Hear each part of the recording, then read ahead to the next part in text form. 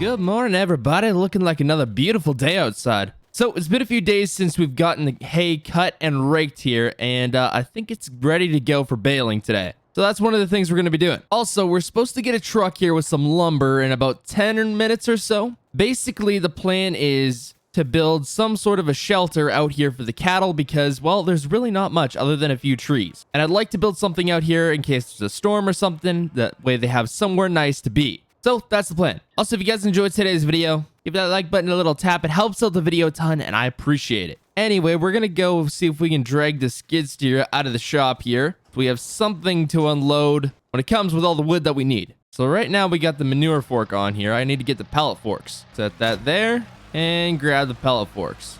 Perfect. All right, shut the door. So after we get the wood unloaded here, the plan is to jump in the 4240 and get all the baling done, which should only take about an hour or two, which shouldn't be that bad. And then I plan to build that shelter. And then at some point this week, we got to get geared up for harvest here because that's going to be starting pretty quick. But I'll see you guys when the truck gets here. Well, look what showed up here. All right, so the guy's doing some paperwork in the cab there. We're just going to go unstrap this for him. And then we'll hop in the skid steer, get it unloaded, and he can be on his way. And then we can get to work on baling. Question is the skid steer going to be able to handle this? It should be able to, I hope. If not, we may have a bit of an issue. All right, here we go. Oh, of course, it can handle it. Like nothing. Now, I would use the Massey Ferguson, but we don't have a set of pallet forks for that, so this is going to have to work. Question is, where are we going to put it? We'll just set it over here by the house. Lots of open space over here. You know, I should have just told him to bring the truck over to where we're setting these versus having to go back and forth over here, but whatever. We got the last one. And that can stay right there for now. I gotta go sign some papers real quick, and then we'll get to baling. All right, truck is gone. Let's hop in the 4220 here. Hopefully it starts up. Come on. There we go.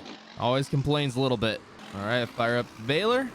Let's get to work. So last week, we never got a chance to finish any of this because the front axle broke on the tractor. So had to get that fixed. And of course, that was a whole ordeal. And then trying to work on other stuff on the farm. And yeah, it just was not fun. But now that we got everything back and going here, should actually get some work done this week. That's the hope anyway. First bale. There we go. I don't imagine we're going to get too many bales out of this, but it was still worth cutting. It's better than just leaving it sit. Only sucky thing is the air conditioning in this cab doesn't work. Got to get that fixed. Unfortunately, my brother left the other day, who was down here for a week or so, just helping out getting the farm fixed up here. And he's a mechanic, so he, well, of course, worked on the tractor. He worked on getting the combine up and going. A few other things around the farm. You know, probably could use him out here for another week, to be honest. It's going to take a little bit to get that shed built that I want to. But oh well. Oh boy, I'm going to call it. We're only going to get like 4 bales out of this field. Out of this entire field here. 4 bales. Maybe 5 if we're lucky. Dang, gotta love this old 4020. Second favorite tractor next to the 4955. Other than the axle break-in, have never really had any problems with this thing. All right, we might get 4 if we're lucky. Which, I mean, actually isn't too bad for how small this piece is. And that's it for that field. So it looks like we only got 4.5, I'm gonna say. No, 3.5. Well, wasn't great, but not much you can do. We'll just carry on for this field here, see how much we can get out of it, which will probably be quite a lot more than the other one there, because this is quite a lot bigger, and it actually seems to be a bit thicker back here. But I'll see you guys in a little bit. All right, so we're just about done this field here. We didn't get too many bales off this, but the thing is we should be able to get a second cut off of this year. Now, actually, this baler is just about full here, so we're just trying to pick up the little bits here, and there should be another bale we can get out of this. Yep, there we go. And apparently that bale is just going on a little bit of a ride. It's rolling away. Oh, it stopped. We're good. So, as I was saying here, we're probably going to get a second cut off of this field. Off of both these fields, actually. And then while I was baling this field, I got a call from a neighbor saying he'd do a 70-30 split on another hay field, which if you guys don't know what that is, basically it's where I will come, cut it, rake it, bale it. And since he owns the field, he will get 30% of the bales and I will get the other 70%. And since I don't want to buy hay this year, that's going to be a lot cheaper than having to buy hay because I already have the equipment. The only thing it's really going to cost me is a little bit of diesel fuel and my time, of course, which, you know, I have some of that. But now that that's done, we're probably going to end up moving the bales off tomorrow.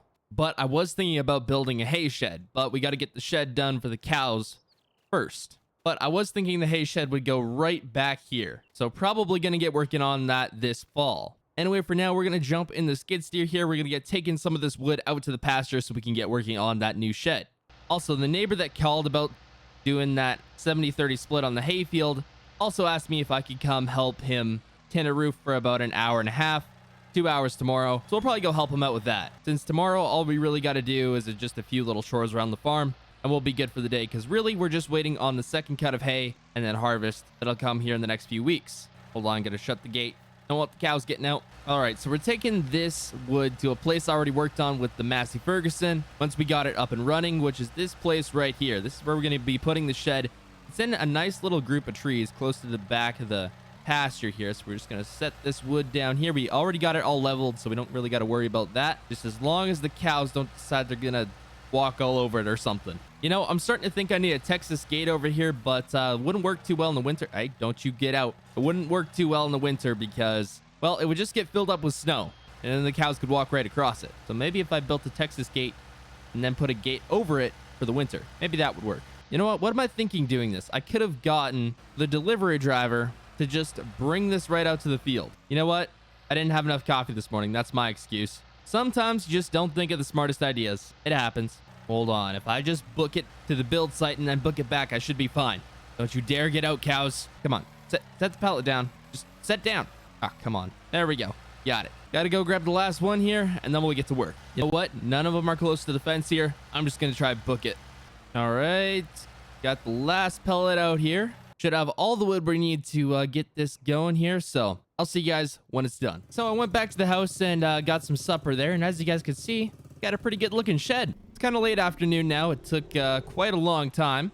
Ended up calling a buddy to come out and help, but we got it all done now. It is a lot bigger than I thought it would be, but I will say it does look pretty good. I don't know, the cows haven't been over by it, so I don't know what they think of it, but come winter time, you go lay some straw down in here. It'll be a real nice place. And it's kind of tucked away back in the trees here, so don't really got to worry about too much. Kind of right up against the edge of the fence here.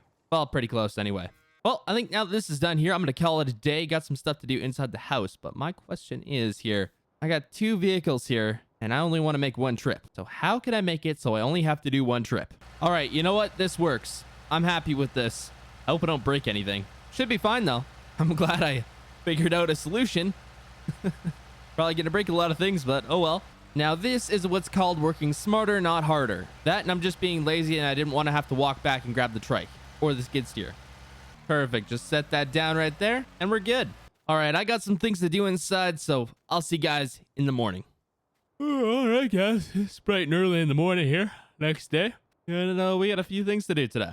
So the plan is to get all the bales out of the fields here, and then in about 2 hours here, I got to go help the neighbor go and tin a shed here. So we're gonna go see where we're gonna put these bales. I'm thinking in this shed for now, because I'd like to keep them in a shed because we're supposed to actually get rain here tonight. So I'd like to get these things in a shed where they're not gonna get rained on. Now eventually here we will build an actual hay shed, but for now I think this is gonna work. So I got a few things to move here so we can actually get all the other equipment inside a shed, because it's just better that way. All right, we got the cultivator moved out of the way here. I'm actually going to use the International to move the bales because it's got the bale spear right on it, so that works. All right, got the hay rake and a few other implements moved into a better place here. I still got to keep them fairly accessible because we got some stuff that we're going to need later. All right, I'm just going to hop in the lawnmower here, move this out of the way. Yeah, we'll just park it right here for now. Perfect. All right, so we got the camper, we got the tedder, which we actually didn't have to use this time around because everything dried out pretty fast, but who knows, maybe next cut we will have to. And then we've got the feed mixer over here. So I'm going to go grab the International and we're going to get some of these moved. Now, the stinking camper, I should probably just sell because honestly, I don't use it enough. But if I ever go on a camping trip, maybe next year when I have more time, it'll be nice to have. But as soon as we get that hay shed built, all the stuff that was in here is going back. All right, there we go. Actually got this looking a little bit better now, a little bit more organized. So I guess let's see how many hay bales we can fit in here.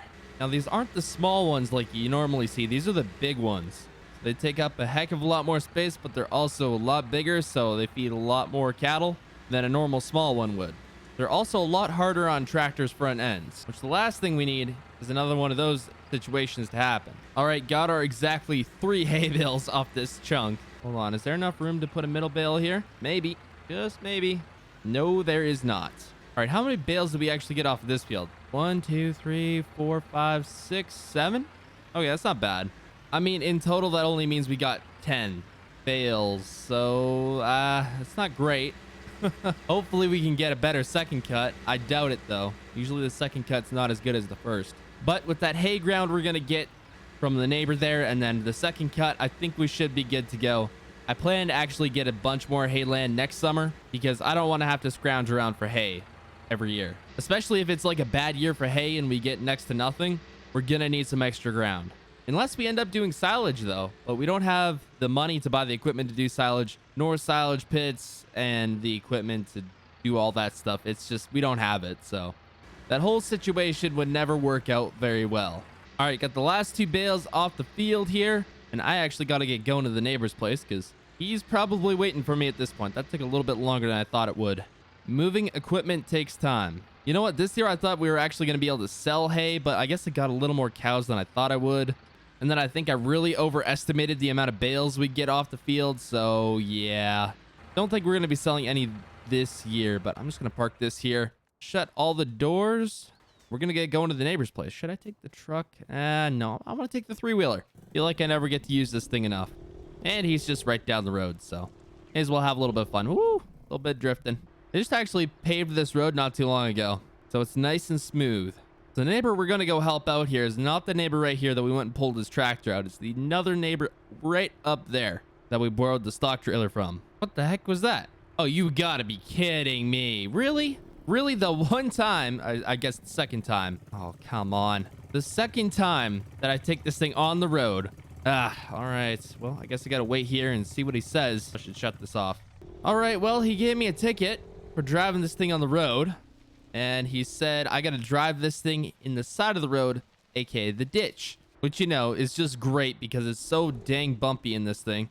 I said, I live right down the road, man. Like, come on. But I guess it's understandable. I mean, some car... Oh, boy, we're getting smacked by bushes here. I guess some car comes around the corner. Ooh, we spun out.